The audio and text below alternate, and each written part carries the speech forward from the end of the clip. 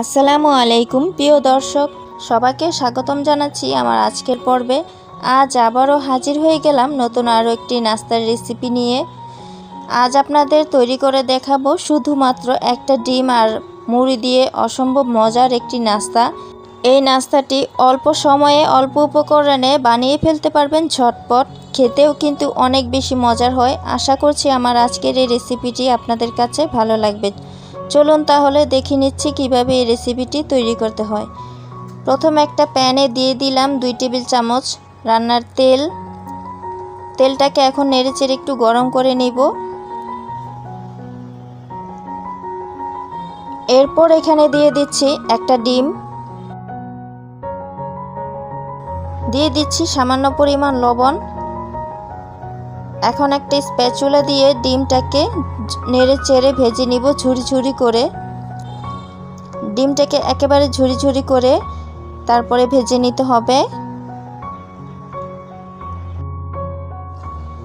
ডিমটাকে নেড়েচেড়ে ভেজে নেওয়ার পর এখন ডিমটাকে আমি একটা সাইড করে রেখে দিব। এরপর এখানে দিয়ে দিচ্ছি 2 টেবিল চামচ পেঁয়াজ কুচি। পেঁয়াজটা আমি কুচি করে কেটে নিয়েছি।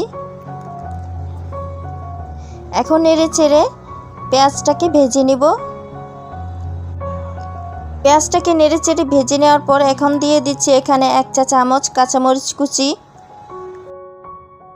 এখন আমি পেঁয়াজ আর কাঁচামরিচ কুচি নেড়েচেড়ে ভেজে নিব। এখন এই পেঁয়াজ মরিচ কুচির মধ্যে 1 চিমটি পরিমাণ লবণ দিয়ে দিলাম। আবারও নেড়েচেড়ে ভেজে নিচ্ছি।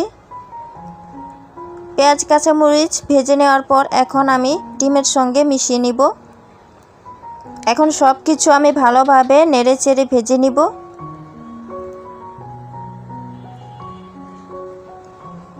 নেড়েচেড়ে ভেজে নেওয়া হয়ে গেছে। এখন এখানে দিয়ে দিচ্ছি 1 কাপ মুড়ি। মুড়িটাও আমি এখন ডিমের সঙ্গে নেড়েচেড়ে মিশিয়ে নিচ্ছি।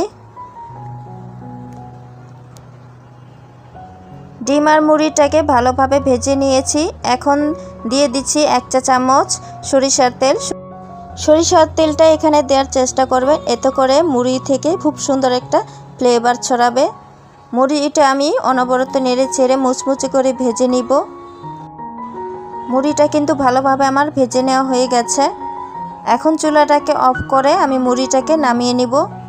মুড়িগুলো কিন্তু আমার ভাজা হয়ে গেছে, নামিয়ে নিয়েছি। এখন এখানে আমি একটা বাটিতে মুড়িগুলোকে ঢেলে নিব।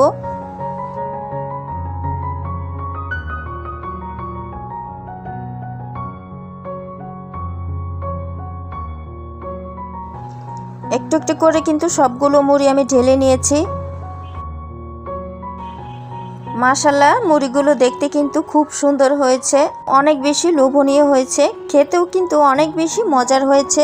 বাসায় অবশ্যই একবার ট্রাই করবেন, তাহলেই বুঝতে পারবেন এই মুড়িটা খেতে কত বেশি মজার হয়। যারা শুকনো মুড়ি খেতে চান না তারা কিন্তু এভাবে একবার ট্রাই করে দেখতে পারেন। আশা করছি আপনাদের কাছে অনেক বেশি ভালো লাগবে।